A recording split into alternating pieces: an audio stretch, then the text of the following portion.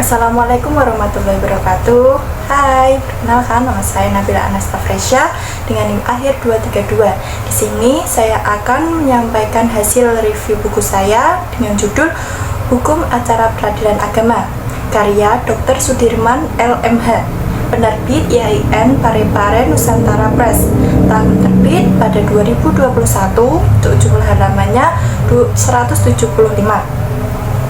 Buku ini merupakan panduan komprehensif mengenai hukum acara yang berlaku di pengadilan agama di Indonesia ini.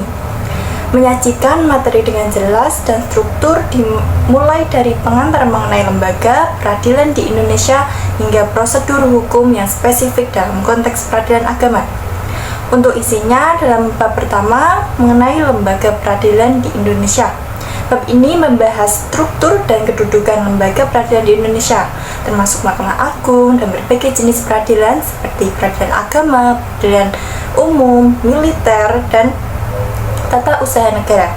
Penulis menjelaskan bahwa perubahan mendasar dalam kekuasaan kehakiman setelah revolusi memberikan konteks penting mengenai fungsi dan otoritas masing-masing lembaga. Untuk bab kedua, mengenai hukum acara peradilan agama. Di bab ini, penulis menjelaskan konsep hukum acara dan kaitannya dengan peradilan agama.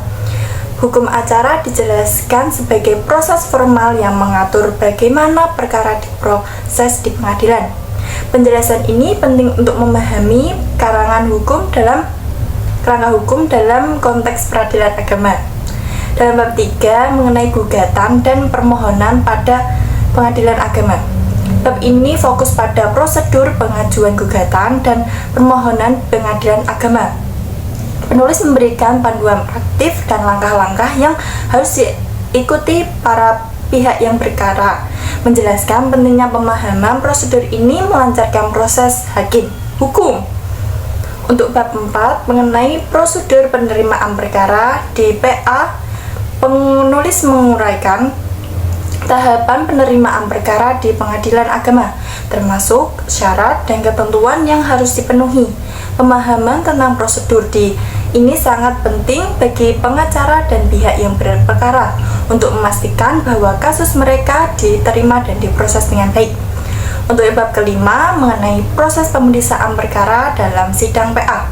Bab ini menjelaskan bagaimana sidang diadakan dan proses pemeriksaan perkara dilakukan. Penulis membahas peran hakim, panitera, dan pihak berperkara dalam sidang, serta prosedur yang harus diikuti untuk memastikan keadilan. Untuk bab yang keenam mengenai pembuktian. Di bab ini, penulis menjelaskan aspek pembuktian dalam peradilan agama. Ia membahas jenis-jenis bukti yang dapat diajukan dan pentingnya pembuktian yang kuat untuk mendukung argumentasi pihak yang berperkara ini.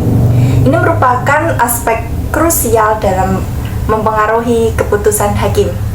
Untuk yang bab ketujuh mengenai prosedur hukum pengadilan agama. Penulis membahas berbagai produk hukum yang dihasilkan oleh pengadilan agama, termasuk putusan dan keputusan yang dapat diajukan rujukan. Untuk bab yang ketujuh mengenai produk hukum pengadilan agama. Penulis membahas berbagai produk hukum yang dihasilkan oleh pengadilan agama, termasuk putusan dan keputusan yang dapat dijadikan rujukan. Pemahaman tentang produk hukum ini penting bagi mahasiswa dan praktisi hukum. Untuk bab yang ke-8 mengenai prosedur sita dan eksekusi. Bab ini menjelaskan prosedur yang harus diikuti dalam melakukan sita dan eksekusi putusan pengadilan agama. Penulis memberikan penjelasan dan komparatif mengenai hak dan kewajiban pihak yang terlibat dalam proses eksekusi. Untuk bab yang ke-9 mengenai upaya hukum. Di bab terakhir ini, penulis membahas berbagai upaya hukum yang dapat ditempuh oleh pihak-pihak yang tidak puas dengan putusan pengadilan agama. Ini mencakup kasasi dan peninjauan kembali, serta prosedur yang harus diikuti untuk mengajukan upaya hukum tersebut. Untuk kesimpulan secara keseluruhan, buku ini memberikan panduan lengkap dan sistematis mengenai hukum acara peradilan agama di Indonesia. Penulis menyajikan informasi yang penting dan relevan bagi mahasiswa, pengacara, dan praktisi hukum di bidang peradilan agama dengan pendekatan yang jelas dan struktur. Buku ini menjadi sumber referensi yang bermanfaat dalam memahami proses hukum di pengadilan agama. Mungkin yang dapat saya sampaikan, kurang lebihnya mohon maaf. Sekian, terima kasih. Wassalamualaikum warahmatullahi wabarakatuh.